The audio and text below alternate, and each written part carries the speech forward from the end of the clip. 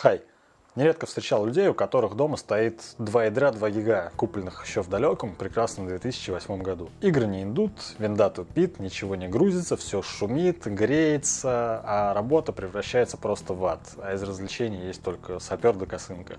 Так ты ценники на новые компьютеры ты видел, говорят они? Ну да, несомненно, ценники на новые ПК сейчас вообще непомерно завышены, даже в самых дешманских сетях железа. Сейчас компоненты для ПК больше стараются брать из-за границы, или же вовсе БУ, как раз о чем мы сегодня с вами и поговорим. Что же сейчас хочет от ПК большинство людей?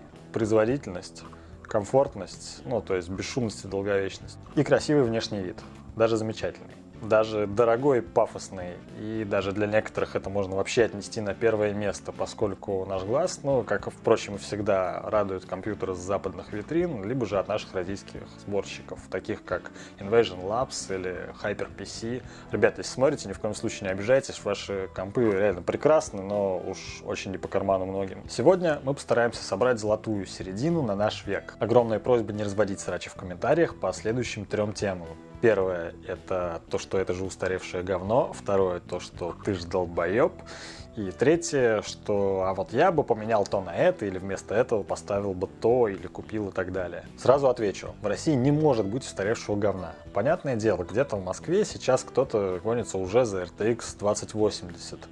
Но в регионах нашей обширной родины-матушки сейчас где-то у кого-то 4-ядерные процы, и это считается очень даже круто. Далеко ходить не нужно, всего лишь в 120 километрах от Москвы полно обладателей 2-ядерных компьютеров, которые, конечно же, хотят обменять свои железки на что-то более производительное. С тем, что долбоеб, я даже спорить не буду, так что обязательно привставайте с дивана, хреначьте по клавиатуре, и мы, возможно, обсудим эту тему прям вообще полностью. А про поставил то вместо этого, либо докупил вместо этого то, полностью с вами согласен, но, к сожалению, повторюсь, наши сборки будут полностью с барахолок, а их выбор, не так уж велик, как хотелось бы. А теперь поехали за стол и займемся делом. Нашим лидером лучших из худших станет системник из развалившегося офиса, любезно предоставленный нам за 6500 рублей. В сём мы изымем блок питания на 450 Вт, мать гигабайт на чипсете H67 с поддержкой SATA 3.0 и USB 3.0. Камень у нас с разблокированным множителем i5 2500K. Пару планок оперативы с убогой частотой, но мы их заменим. Свежий хард на 0,5 тера и вот эту штучку. Я не знаю, что это, но пригодится.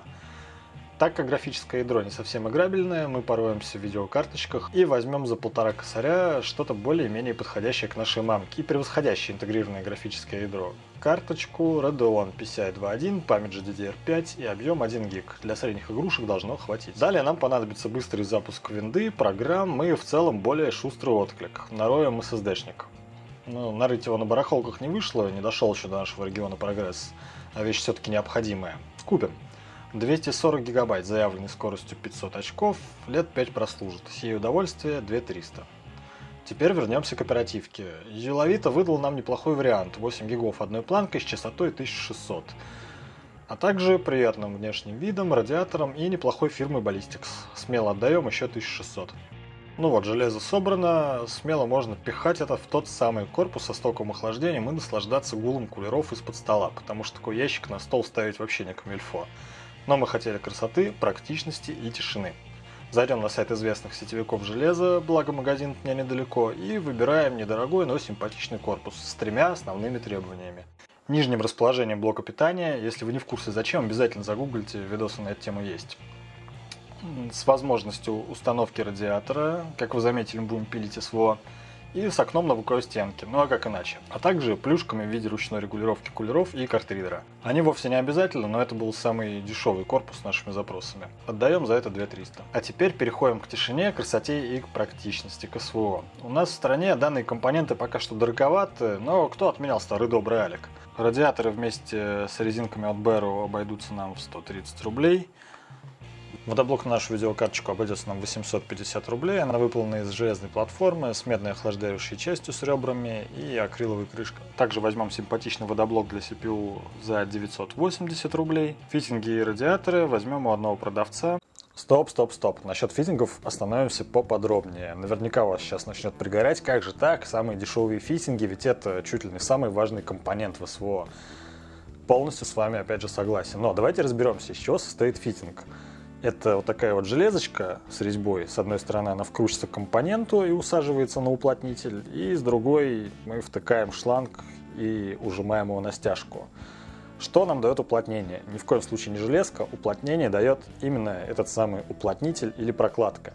И чем лучше эта прокладка, тем лучше и качественнее будет соединение. В видеосборке я не зря остановился и наглядно показал на плотность сжатия силиконового уплотнителя от Barrow и нашего резинового стокового, так сказать. Давайте разберемся. Фитинг вкручивается в наш компонент и сжимает ту самую прокладку. Прокладка создает слой изоляции. Она должна равномерно прижиматься к самому фитингу и к компоненту. Наша резиновая прокладка гораздо жестче, соответственно, она, как бы сказать, менее расплющивается и соединение становится уже и меньше. Я не могу вам точно сказать, что это будет прям действительно менее долговечно, но тем не менее, чем толще будет шов соприкосновения, тем будет лучше. Тем более силикон гораздо мягче и долговечнее резина. В связи с этим смело берем самые дешевые фитинги и меняем на них уплотнитель на более качественный, желательно силиконовый. Поехали дальше. За 3150 рублей. Шланги обойдутся нам в 4 сотни. Резервуар 540 рублей. Кстати, в комплекте идут 2 фитинга и заглушка. И вентиляторы выйдут за 500 рублей. 2 со светодиодами по 200 рублей и один обычный за сотку. Ну и последней нашей покупкой будет помпа. Отдадим за нее 1660 рублей. Визуально она с надежным крепежом, с 4 выходами и регулируемым питанием, а также с пазом под какой-то светодиодик. В итоге, насобирав 15к и продав свой старый пыльный Corto Duo с оставшимся барахлом кому-нибудь в офис за 5-6 тысяч, получаем интересную платформу. Ее, конечно же, тоже можно назвать офисной, но это зависит только от вашего благосостояния и отношения к вещам. Давайте теперь по-быстрому соберем наш черный ящик. Чтобы не тратить ваше драгоценное время, я не буду снимать сборку целиком, а лишь уделю внимание некоторым мелочам. Ну а как собирать компьютер, видосы на ютубе без меня полно. Готовим материнку. Демонтируем процессор, радиатор, все чистим и устанавливаем водоблок. Обязательно протяните прижимные болты и визуально оцените прижим уплотнителя. Он должен быть ровным, без мусора и заломов. Повторяем процедуру с видеокартой. Меняем ее стоковое охлаждение на водоблок. Кстати, обратите внимание на разницу стоковых и фирменных уплотнителей. Готовим радиатора. Не забываем обезжиривать и очищать все места соприкосновения уплотнителей, а иначе будет вам течь. Собираем все в ящик. Блок питания вдруг стал черным, но не волнуйтесь, это все тот же блок питания, просто серый цвет в нашей коробке ни к чему. Как так сделать, я расскажу вам в следующем видео. Соединяем фитинги по схеме помпа, радиатор, ЦПУ, ГПУ, резервуар и снова помпа. ЦПУ и ГПУ, кстати, можно поменять местами, зачастую это не играет роль, если СВО одноконтурное. Заливаем дистиллированной водой систему, обязательно выгоняем весь воздух из системы, потряхивая и переворачивая наш комп. Наслаждаемся тишиной и красотой. Теперь запустим на полчасика стресс-тест в AIDE и видим, на 15-17 минуте температура устаканилась в пределах 57-60 градусах. Приложу фотки со временем.